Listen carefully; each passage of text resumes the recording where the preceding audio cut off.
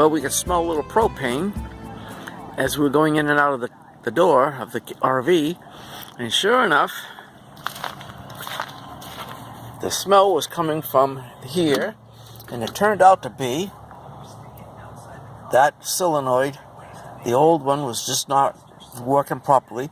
A little tiny bit of gas was leaking out. Anyways, we started to smell a little bit of gas back here, propane, and we came back here. I put the propane on, and sure enough, this old valve we had in here was in control of everything. It was sitting right in there like that. Well, when the propane would light the thing here, but when we shut it off, it still had a flame there, so that this was not sealing the port, and we had gas coming out here.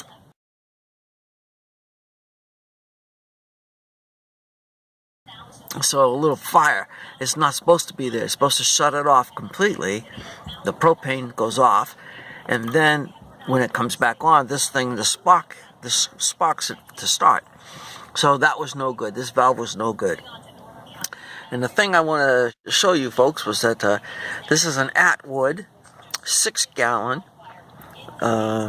water heater for RV, and for $67 I was able to change the part here. It took just a few minutes.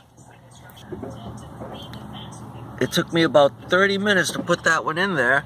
There's only a couple of bolts, and now we saved some money. What I'm trying to point out to you is that do a little maintenance stuff, and don't be afraid to jump in, because you can save yourself some money.